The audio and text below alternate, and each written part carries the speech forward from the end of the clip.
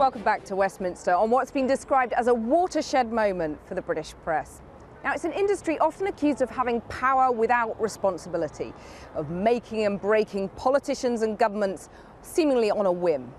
So will today's proposals muzzle Fleet Street, or will the Prime Minister succeed in giving the press barons one last chance? Or perhaps the Leveson report misses the point entirely in this internet age where people can tweet and blog with apparent impunity. Well, I've been to one newsroom to weigh up what the future holds. In the Financial Times newsroom today, for once it's not stocks and shares or the latest merger hogging the headlines, but the future of an industry closer to home. Lord Leveson's report on media standards proposes the first press law in 400 years to stop newspapers, as he put it, wreaking havoc. Newspaper editors say that the Leveson plan to give the broadcasting watchdog Ofcom ultimate control of the press would dangerously erode their freedoms. There are many restrictions on the press already, so I'm concerned if there is another weight of legislation on top of that, and some body which is set up by statute and then overseen, some backstop by a government agency like Ofcom, which in fact is responsible for the TV industry, not the press. But Fleet Street is relieved David Cameron shares their concerns about subjecting them to state regulation. Statutory regulation, however you look at it, creates a hierarchy of power where the politicians are above the press, and whether they're at arm's length at one remove, it's still tricky. And you can see that if you look at the law that Leveson has drafted, which he says is to guarantee the independence and freedom of the press, but it contains a clause that says that interference with the press would be justified if there were a quote-unquote legitimate purpose in a democracy. That phrase is very open to interpretation. Newspapers say that by being freed of the kind of onerous regulations imposed on broadcasters, they've been able to pursue the biggest scoops, holding the rich and powerful to account. Would Channel 4 or the BBC have paid for the information regarding the Westminster expenses scandal? One newspaper declined to do so. I would wager that a statutory regulated TV broadcaster would not have published or broadcast that story and paid money for it. Perhaps not, but people we spoke to in Manchester today say the press has abused its power by hacking into people's phones and slandering the innocent. They've gone too far with people, and I think it's unfair that politicians and just general people have their lives so controlled by the newspapers. People deserve privacy, and it kind of breaches that to an extent. As the papers have lost public trust, they've also lost readers to the internet and elsewhere. The tabloids used to boast they could win or lose elections. Now, with sales plummeting, it's a boast that no longer rings true, if it ever did. In 2002, national dailies between them sold almost 13.5 million copies. Every year, readers have deserted them, so this year daily sales languish at just 8.5 million. Newspapers have made big strides online, though, with readership on their websites soaring from almost 680,000 6 years ago to over 16,600,000 now. But long gone is the journalistic monopoly once enjoyed by the press pack.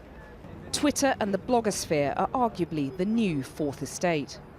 You can't really, in this age of the internet, regulate across borders. The newspapers are screaming about this. They're saying it's not fair, our competitors will go unregulated, and we will lose all the readers and the advertisers and the money overseas.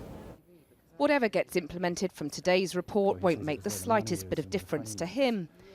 The Guido Fawkes blog is based offshore, a way of getting round draconian British libel laws. So perhaps that's tomorrow's headline today, that a 2,000-page report has recommended new laws to curb an old industry whose power is slowly ebbing away. Well, to discuss all that, I'm joined by Alistair Campbell, former head of communications at Number 10, and from New York by the legendary journalist Bernstein, who broke the Watergate story. Alistair Campbell, first, your job in Number 10 was really to bring the press to heel. Lord Leveson's really trying to finish what you began, isn't he? I don't think that was my job, and also I'm not sure that's what Leveson's really about. I think Leveson actually pulled his punches a bit in relation to politics and the media, and in relation to the police. But State regulation would muzzle the press, though, wouldn't it? No, I don't think what he is proposing would muzzle the press at all. And I thought Lionel Barber, who I like a lot and is a very, very good editor, but I think he's being a bit disingenuous in making a comparison between Ofcom as it regulates the broadcasters and this independent regulator that's being proposed and its relationship with the press. The idea that you couldn't do those stories about Stephen Lawrence or MP's expenses is complete nonsense. And I think it's really disappointing that Cameron, I'm left wondering why we've had this inquiry at all when he's basically said that the main proposal he's not going to have. We'll come on to the politics of it in a minute. Carl Bernstein, though, the freedom of speech is enshrined in the First Amendment of the US Constitution. So is the press here right to resist any form of state regulation? Absolutely. The irony here is that the horrible standards of Murdochism are on the verge of bringing draconian regulation of a free press. And it shouldn't happen. The Prime Minister, Cameron, is absolutely talking in the right direction. Look, you have plenty of laws that could send the responsible publishers, reporters, writers, editors to jail where they belong if they have hacked, wiretapped, bribed. These are illegal offenses and people ought to be put in jail, and there are plenty of legal mechanisms to put them in jail. And have investigations from the top down, and people from the top down ought to be investigated for these horrible breaches of journalistic ethics. There is no need whatsoever in a free society for a separate code. Why should we trust the people who have done all that now to be the people who are given this one last chance to get their house in order? What signs are there that they're actually going to do that? The answer is find the proper way to put them in jail for the horrible offenses that they're guilty of. Not to try and restrain free speech, freedom of the press that's going to come back and bite British democracy in the ass. Because that's what this is about. It's an easy answer to a tough problem. Do you think this kind of state regulation would have prevented you or at least inhibited you from breaking Watergate? I'd have to look and read all 4 of those volumes. I think that any atmosphere in which reporters know that there are inhibiting regulations that have to do with how they practice their craft if they do it legally are wrong. That you have, as I say, in a free society, many mechanisms of the state to criminally prosecute those who really abuse the law. The law is very clear about things like breaking and entering, whether it's by reporters or whether it's by burglars. Yeah, but there can be a public interest, Carl. Alistair Campbell, there's a deadening effect, though, is the point that Carl Bernstein was And your story would never have fallen foul of this because there was a clear public interest. Most of the stories that these people have been pursuing have not had a public interest defence. Alistair, if you were going to go, was that Alistair talking? I don't have a picture where I am. Yes, it was, yeah. It was, but whoever said that, how are you, Alistair? It's good to be with you again. I'm very well.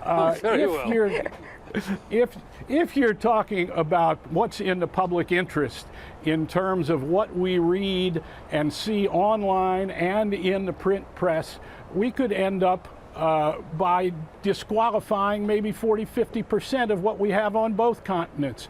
It is not our responsibility to define what is in the public interest.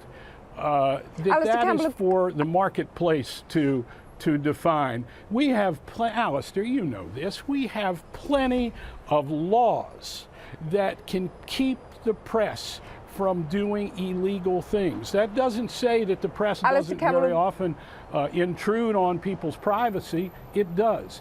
And often that has a legitimate function, but there are laws to regulate it.